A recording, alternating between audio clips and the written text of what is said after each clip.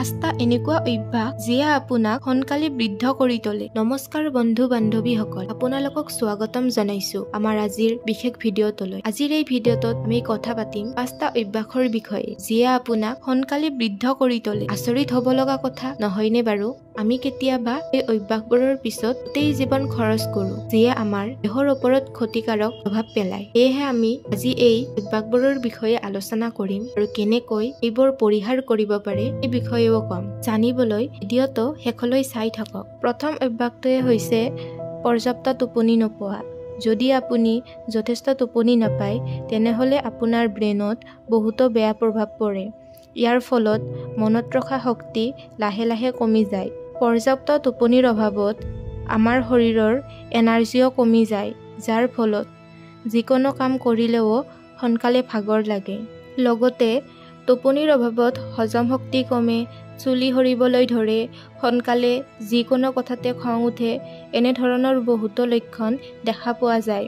এইবিলাক সমস্যাৰ পৰা বাচিবলৈ আপুনি কমেও 7 বা 8 ঘণ্টা টোপনি ল'বলৈ চেষ্টা কৰক।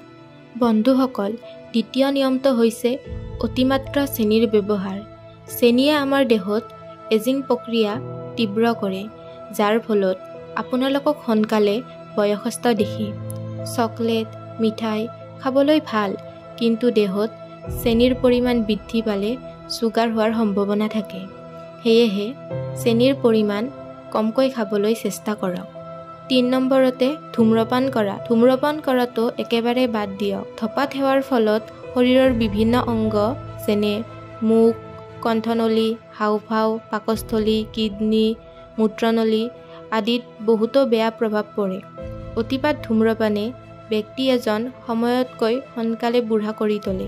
4 নম্বৰত কমকৈ পানী গ্ৰহণ কৰা। দেহত জলৰ অভাৱেও মানুহ এজনক সোনকালে বুঢ়া বনায়। বহুতো মানুহৰ এটা অভ্যাস যে পুৱা 1 গিলাচ পানী খালে আৰু দিনটোৰ বাবে হৈ গ'ল আৰু পানীৰ লগত কোনো সম্পৰ্ক নাই। তেনেকুৱা নহয়, আমি এদিনত 8 গিলাচ পানী খাবলৈ চেষ্টা কৰিব লাগে। পানী একেলগে বেছিকৈ খাব নালাগে, কমকৈ এঘুট এঘুটকৈ লাহে লাহে খাব লাগে। আপুনি যদি জন্তুবিলাকলৈ লক্ষ্য কৰে, দেখিব যে সিহঁতে লাহে লাহে পানী খায় আৰু মানুহতকৈ কম পৰিমাণে ৰোগী হয়। মানুহ এনেকুৱা এটা প্ৰাণী যিয়ে প্ৰকৃতিৰ নিয়ম অৱহেলা কৰে, নহ'লে বাকীসকলে প্ৰকৃতিৰ নিয়ম মতে চলে। 5 নম্বৰত ব্যায়াম নকৰা। যদি আপুনি নিয়মিত ব্যায়াম নকৰে তেন্তে আপোনাৰ শৰীৰ সোনকালে বুঢ়া হ'ব।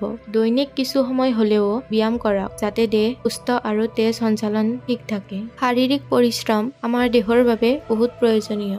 আশা কৰোঁ ভিডিঅ'টো চাই ভাল পালে।